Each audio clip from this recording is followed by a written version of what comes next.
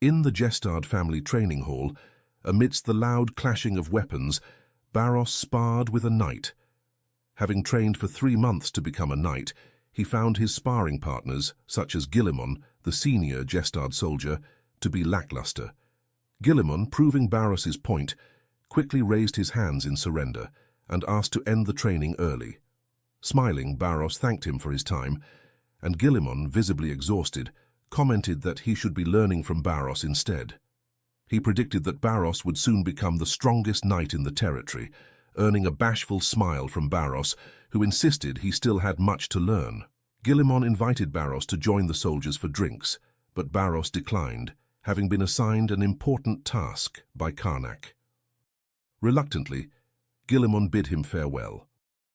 Entering Karnak's room in high spirits, Baros barely managed to duck as a massive fireball flew past him. Irritated, Karnak scolded him for not knocking. Baros inquired about the technique used, noting it didn't resemble necromancy.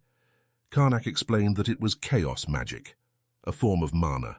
Startled, Baros asked how Karnak could use mana. Karnak explained that in their world, there are 4 ways to transcend human limits: a knight's battle aura, a mage's mana, a cleric's divinity, and necromancy, which deals with death and darkness. The transcendent force only accumulates energy suitable to its form within the body, and once enough energy is gathered, it transforms into power. Since this power is optimized for the user's soul and body, it's impossible to use another form once one has been bestowed. Baros asked how Karnak had altered his power. Karnak clarified that he hadn't changed it, but had leveled it up to the 2nd stage. He explained that necromancy used corrupted mana, which he was attuned to because of his tragic past. However, just like fermented food can be filtered, corrupt power could be purified to remove negative emotions, leaving only the pure energy of darkness and death, transforming it into mana. Karnak remarked that chaos mana appeared identical to regular mana, which Baros confirmed. Delighted, Karnak said he could now impersonate a regular mage. Baros, concerned, asked if Karnak could replicate his earlier transcendent strength with chaos mana.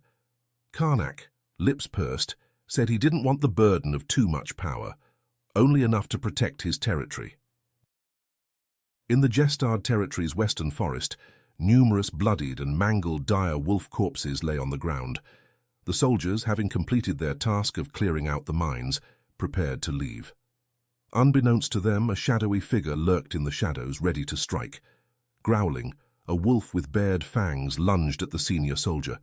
Unable to dodge, he watched in shock as the claws neared him. At that moment, Baros leaped into action, intercepting the attack and delivering a fatal blow to the wolf. He landed gracefully and apologized to Guillemon for being late. Guillemon thanked him, feeling reassured with an official knight around. Baros modestly downplayed the compliment, noting he had only recently become a knight. Guillemon informed Baros that monsters, like the wolves, had been unusually strong lately. He attributed this to the rumored prophecy. Baros, puzzled, asked if Guillemon meant the goddess's oracle.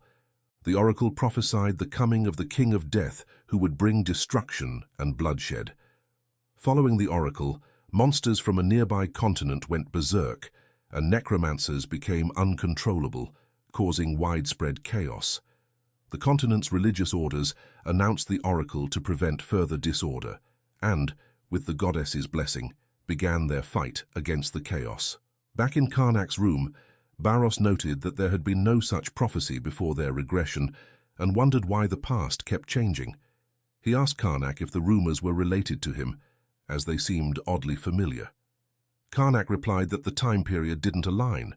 The oracle was from before their regression. Acknowledging the swift resolution of the Randolph incident to the oracle, Baros asked if they should get involved. Karnak argued that it wasn't necessary, as destroying the world was no easy task. They decided to stay in their territory and enjoy their lives. However, just 7 days later, a priest from the goddess of the sun, Latiel's order, arrived, and Baros and Karnak were caught off guard. The priest sought a guide to track down a necromancer who had escaped a nearby city and fled to Jestard. Baros subtly hinted to Karnak to decline the request. To Baros's surprise, Karnak accepted with a beaming smile. After the priest left, Baros asked Karnak what was going on. Noting their decision to stay neutral, Karnak, sipping his tea, explained that it was a great opportunity to gather information for free. Instead of sending someone, they would handle the villain themselves. In the dark forest, a random villainous necromancer ran, believing his fortunes had finally changed, but he was immediately pursued by the Order. Infuriated, he vowed to survive and seek revenge. His thoughts were interrupted, as knights and priests cast light spells at him, preparing to attack. Realizing his escape was a trap, the necromancer, eyes glowing crimson, summoned undead wraiths. He commanded the wraiths to attack the soldiers, defeating them swiftly. Karnak and Baros, observing from a tree, were unimpressed. Karnak frowned at the necromancer's lackluster spell techniques. Baros, bored, noted that the necromancer must have skipped the proper training and urged Karnak to get ready. They needed to capture the fleeing necromancer before the Order did. In a dimly lit, ominous-looking cave, the exhausted runaway necromancer made his entrance. He planned to recuperate in the cave before making further moves. His intentions to start a fire and warm himself were cut short by the sight of two figures before him. Karnak and Baros were already inside, resting by the campfire, waiting for him. They sarcastically congratulated the necromancer on his keen eye, noting that they too used the cave as a hideout. Baros, throwing jabs, asked if this was his first time there. The necromancer, spooked, demanded to know what was going on. In a smooth tone, Karnak replied that there were people out to get him. Agitated, the necromancer immediately went on the offensive, summoning wraiths to attack and planning to use them as a distraction to escape. Unfazed, Baros commented on the absurd number of wraiths, joking that the necromancer was clearly overcompensating for something. If you know, you know. Karnak, eager to test his chaos mana, told Baros to stay put. Outside the cave, as the necromancer fled, he was shocked by a loud explosion behind him. Turning around, he saw his mighty wraiths being thrown out, engulfed by the flames. Our chads emerged from the flames like legends, taunting him by asking where he planned to run. With an ominous expression, Karnak chanted a spell, unleashing a barrage of fireballs. Like guided missiles, they zeroed in on the wraiths, destroying them all. Watching the carnage, the necromancer asked if Karnak was a mage, vexed by his earlier underestimation. He decided it was time to unleash his trump card. The necromancer called upon the evil spirit. A giant, ominous silhouette from the abyss answered his call. Still unfazed, both of our chads threw mocking remarks at him. Baros commented on the vigor of youth, while Karnak bemusedly wondered why the necromancer referred to the abyss spawn as an evil spirit, when it was clearly just a wraith. Misinterpreting their nonchalance as fear, the necromancer boasted that he could see the terror in their eyes, declaring it was too late for them to escape. With crimson, demonic eyes, he unleashed the evil spirit upon them. As the ghastly creature charged at Karnak and Baros, its claws ready to strike, our Chad, clearly annoyed, called upon his demigod aura and commanded the wraith to kneel. Against its will, the wraith, recognizing Karnak's majesty, dropped to the ground, trembling. The necromancer, shocked, asked if Karnak was also a necromancer. Karnak, stomping on the wraith's head, sarcastically asked if the necromancer was only just figuring it out, calling him clueless. Bathed in a green aura, Karnak smugly teased the necromancer, saying he probably didn't know about his next spell either. He then cast Misdirection, summoning a giant bony hand burning with green flames. The necromancer, terrified, watched the ominous hand in a daze. Calling it his specialty, our Chad clenched his fist, signaling the attack. Amidst the necromancer's anguished screams, the ghastly hand caught and trapped him. Fast forward, we see our boys standing over the unconscious necromancer, the familiar blue flames from the spirit channeling burning on him. Karnak instructed the necromancer to awaken. Half lucid, the necromancer responded to his command. Karnak asked how he had gained his powers. The necromancer explained that it was just luck.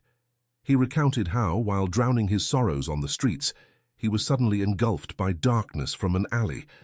The unknown power coursed through his body, and he realized it was the authority of the apocalypse foretold by prophecy.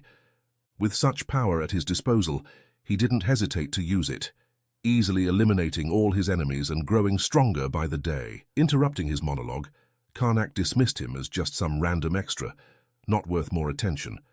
Baros asked if Karnak wanted to mind control the Necromancer, hinting at the dagger in his hand. Agreeing, Karnak replied that they needed to clean up the scene.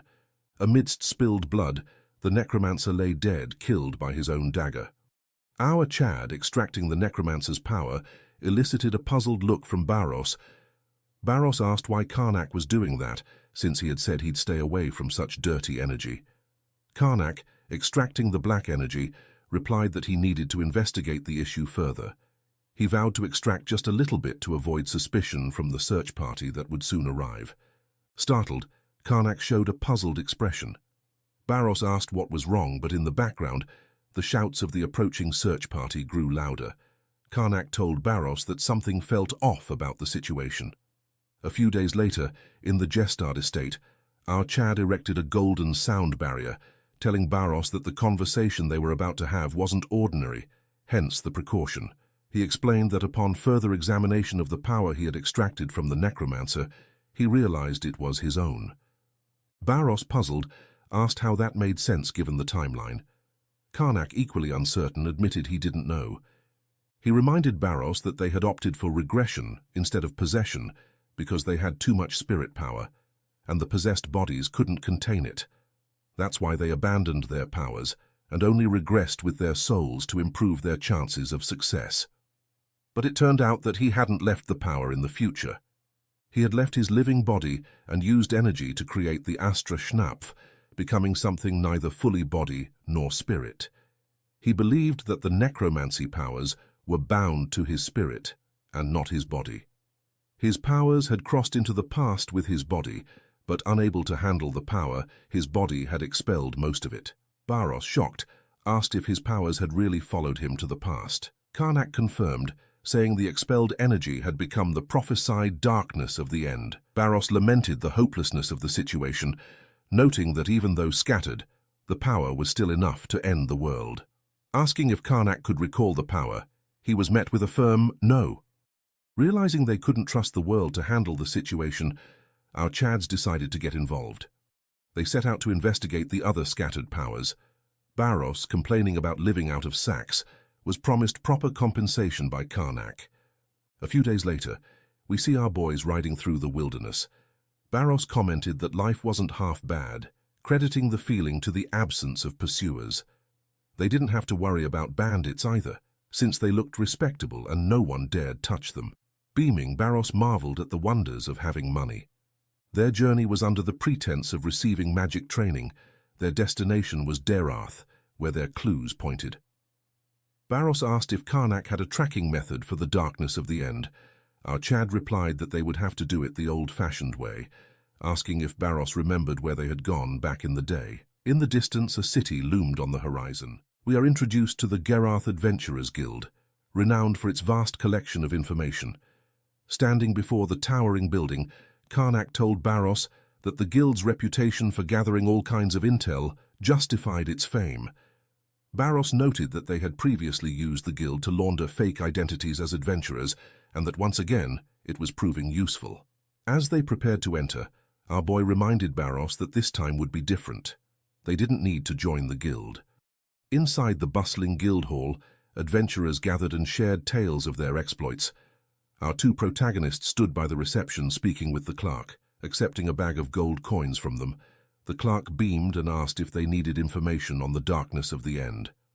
With a righteous attitude, Baros questioned how the Lord could neglect the monsters in his territory, while Karnak pressed for even the smallest details.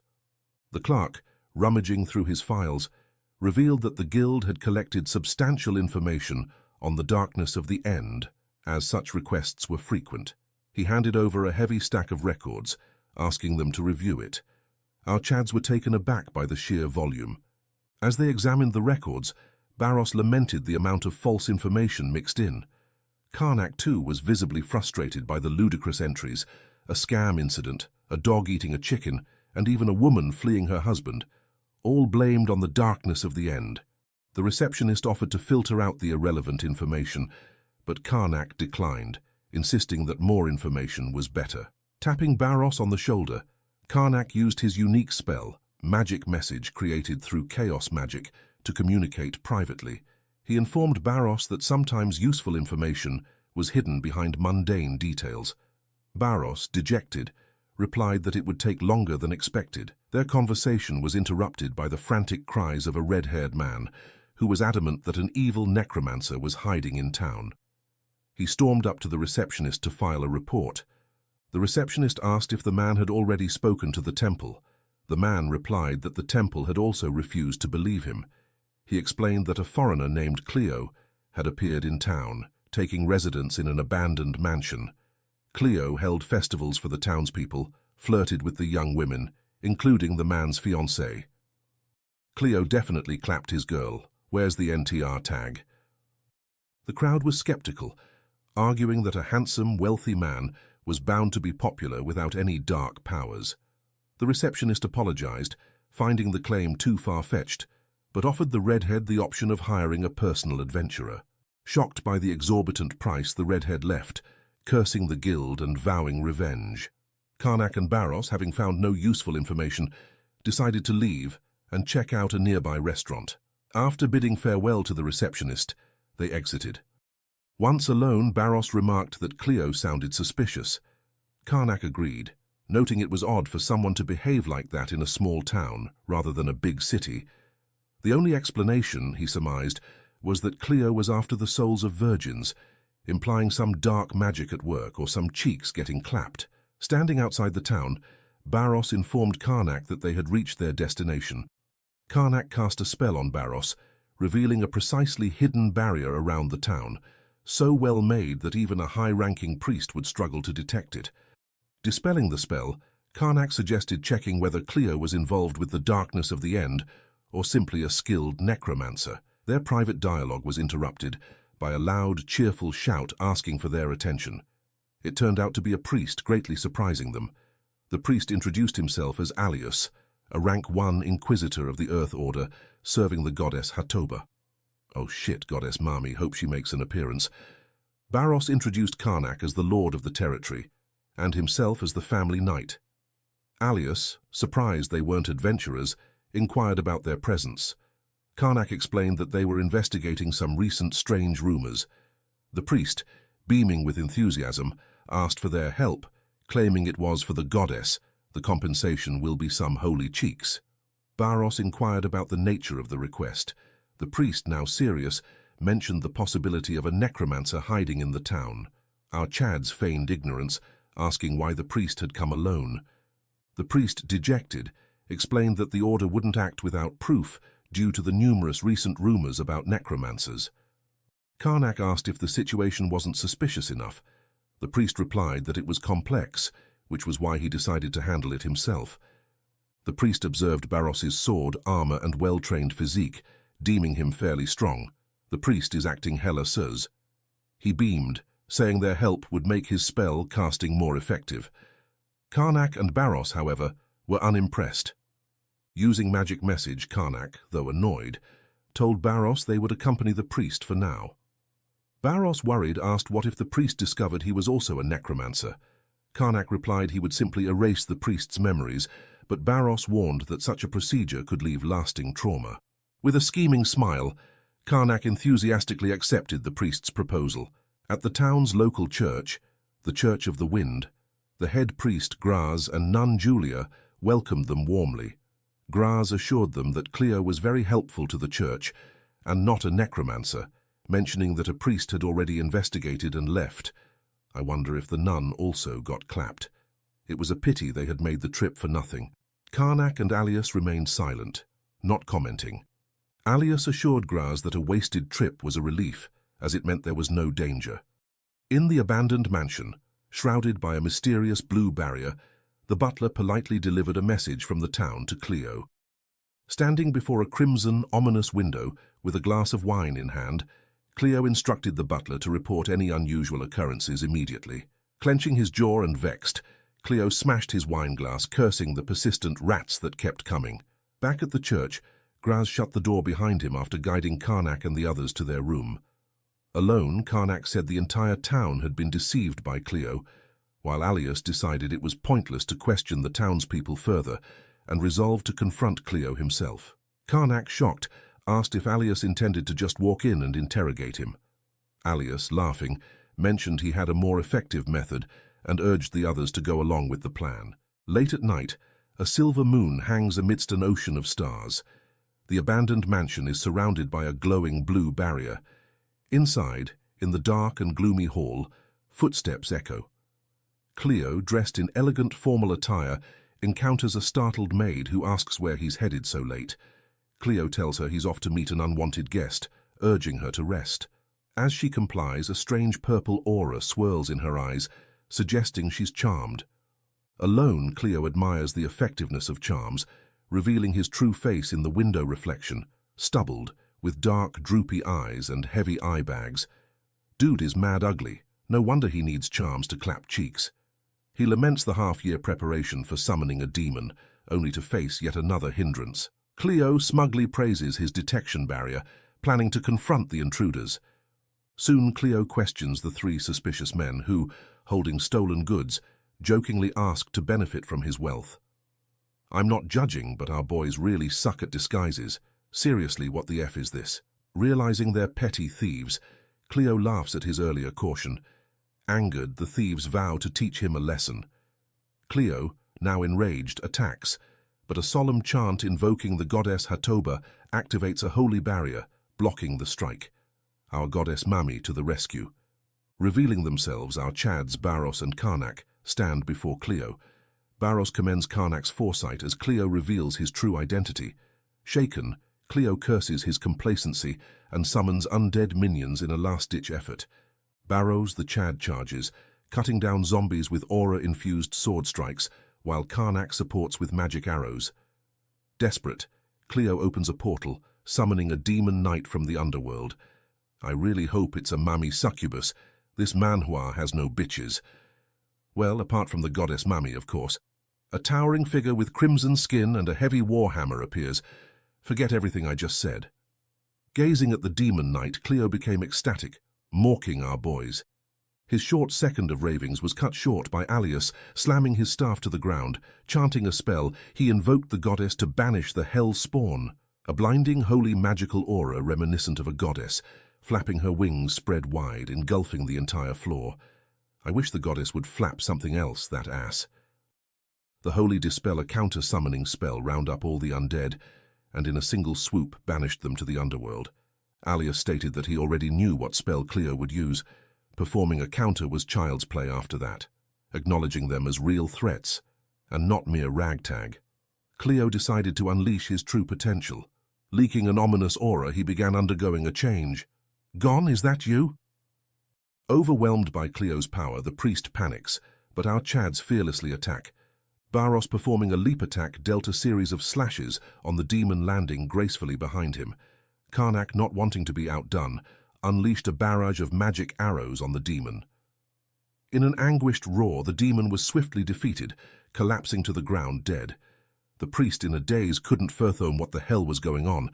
Our boys, on the other hand, nonchalantly chatted in the background, saying the encounter wasn't more than a light stretch. The priest, stunned, watches as Baros asks what to do with Cleo's body. The priest collects dark aura from Cleo, identifying it as the darkness of the end, but is suddenly knocked unconscious by Karnak, who deems it time to proceed with their own plans. Fast forward. The priest and Cleo were both still unconscious on the ground. Seated close to them, Baros asked Karnak about the result of his examination. Karnak replied that Cleo had always been a necromancer. He just happened to absorb some of the darkness of the end, boosting his abilities. Not really surprised that Cleo fell for the temptation of power, Baros asked if there was anything else. Karnak replied that Cleo was also a member of a cult that worshipped Tesranik, the alleged god of death. Baros, shocked, asked Karnak if he wasn't the true god of death. That wasn't a title just anyone could claim. The cultist believed that Tesranik was the god of death, and rebirth meant to purify the world through death, creating a new paradise. The duo determined that the cult was responsible for the recent chaos. While drawing aura from the sealed darkness of the end, Karnak told Baros that he had discovered something interesting. Using a priest's divinity, he could easily purify the dark aura and create more chaos mana. That was the reason he wanted the priest to tag along. With the new chaos mana, he had successfully risen to the rank of a fourth circle mage. We get a beautiful closing shot of the bright moonlight, our boys in the background trying to wake up the priest. The priest bashfully thanked them for their help. Our Chads had given a bogus story and he fell for it. Bidding the priest bye, they told him they planned to rest up at the next city, Darath. As he watched our Chads ride away, the priest commented on something being off about the duo. He planned to investigate them more once back at the headquarters. Oblivious to Alias's suspicion, our two heroes happily rode off, gleefully planning their next meal. In the outskirts of Darath City, the late-night silence was broken by muffled, desperate moans. Inside an unremarkable house, a man gasped for air. His confession followed soon after. He admitted he was a necromancer. However, his honesty wasn't born out of nobility. It was the result of our Chads using some intense CIA-style interrogation, medieval waterboarding. Karnak, our Chad, wasn't impressed by the necromancer's so-called honesty. He instructed Baros to dunk the fool again, ignoring his willingness to talk. The necromancer, now cursing under his breath, continued his polite interrogation. But the waterboarding wasn't without purpose. Karnak had mixed holy water into the process to draw out the dark energy from the necromancer. Proud of his clever idea, Karnak sent the poor man for another round in the water.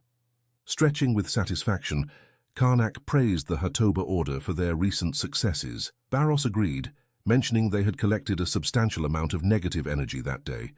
He planned to wrap things up by contacting the Order, with whom they had been working ever since the Cleo, the two-faced necromancer incident. Karnak mentioned that the church was overwhelmed and in dire need of help, and it was likely that after Alias's referral, they had been investigated before being pulled into the fight. Karnak didn't mind the background check. After all, his past, losing his family to necromancers, made him an ideal recruit for the war against the vermin. If only they knew he was their god. All in all, it was a sweet deal. Aside from having the freedom to operate independently, they also received tons of holy relics for free. Looks like our Chads won't be plundering churches anytime soon. Baros asked Karnak if they should head back to Gestard. Karnak declined. Confused, Baros asked if he planned to collect all the scattered pieces. Karnak denied it, saying it wasn't necessary. He just needed to block the path where they were spreading. Through his investigation, Karnak discovered that the dark power was spreading through time gates. He was studying the conditions under which Sade gates appeared and figured that handling another 20 or so necromancers should be enough to stop the spread. Classic death flag moment. Annoyed that it would take another 3 months, Baros expressed concern that something major might happen during that time. Our boys are really throwing out death flags today. As if answering their provocations, fate intervened in the form of a letter that gently fell to the ground. It was from the Hatoba Order. Alias had requested an urgent meeting, with further details to be revealed in person. Sensing the shift in tone, Baros muttered that trouble was brewing, obviously considering all the death flags flying around. At the Grand Hatoba Temple, their favorite priest Alias, beaming as usual, welcomed our Chads. He introduced them to 2 new acquaintances, Reltane, a 6th Circle mage, and Sarathi, a swordswoman from the Adventurers Guild. Finally, another mummy. It took 11 chapters and we only had 2 so far. The author is stingy. Sarathi was a renowned genius, having awakened her aura at the tender age of 20, and she was a red-level adventurer. Reltane was also impressive as an advanced mage. In this world, mages and martial artists were ranked based on their power. Mages were categorized by the number of circles they possessed, with a grand mage who possessed 10 circles being the pinnacle of magic, a being of devastating power who transcended human limits. Our Chad Karnak, due to his regression, had already risen to the rank of Grand Mage. He just lacked the mana to fuel his spells. Aura users followed a similar system. The higher their aura purity and strength, the more powerful they became. Aura users were ranked as red, blue, purple, silver, and at the top, gold knights. The gold knight was a legendary rank, only attained by one person in history, the 4th Martial King. Reltane, as a 6th Circle mage, and Sarathi, a red knight, were strong enough to serve as capable allies. Interestingly, despite Baros's strength in his previous life, enough to fight on equal terms with the 4th Martial King, he had never learned to wield aura. Hopefully our sassy tsundere gets a power-up this time. Karnak commented with a hint of admiration that it was an honor to work with them. The swordswoman modestly downplayed the compliment, saying they couldn't compare to Karnak and Baros, who had taken down so many necromancers in such a short time. Forget about holding a candle. Karnak probably wants her to hold something else. Before they could continue their introductions, Alias interrupted and asked them to sit. The situation was urgent. From the gathered power, it was clear that something serious was happening. The Hatoba Order had gotten involved in a problematic situation in Trist City, and the matter was escalating. Trist City was located between the kingdoms of Ustila and Tarlum. Both kingdoms had long desired to control it, and after many violent clashes, a noble from each kingdom was sent to marry and rule the land, establishing the ruling Count family of Trist. Trist's prime location for trade brought rapid development, but lacking authority and proper governance, the city quickly fell under the control of criminal syndicates. Now the city was divided between two powerful crime families, the Ranfelts and the Plaths. Both clans claimed blood ties to the Count family and fought for dominance. The kingdoms had tacitly agreed to recognize whichever clan could properly govern the city as the rightful ruler. But the delicate balance was recently shattered when the Plaths gained support from necromancers involved in the slave trade. With this newfound advantage, they nearly wiped out the Ranfelts. Desperate, the Ranfelts sought help from the Hatoba Order to banish the necromancers, and the church stepped in, tipping the balance in the Ranfelts' favor. Karnak, puzzled, asked why this was seen as a bad development. Alias explained that the Ranfelts, like the Plaths, were also involved in necromancy. They were just better at hiding it. Annoyed, Reltane and Sarathi demanded to know how the Order hadn't caught this. Alias explained that the traces of dark energy left behind were faint, allowing the Ranfelts to deny the accusations. While Reltane and Sarathi fumed, Baros seemed unsurprised as the situation felt all too familiar. Feigning outrage, Karnak cursed the Ranfelts for their inhumane actions, as if he's one to talk. Baros agreed that the Order needed to handle the situation delicately. They would have to disguise themselves and infiltrate the city quietly. Alias added that the Order couldn't handle this directly, as they suspected a rat in their ranks who was leaking information to the enemy. This suspicion was confirmed by the mysterious disappearance of the advance team that had infiltrated the city. The likely traitor was Bishop Straff, a high-ranking priest who had helped the Ranfelts drive out the Plaths.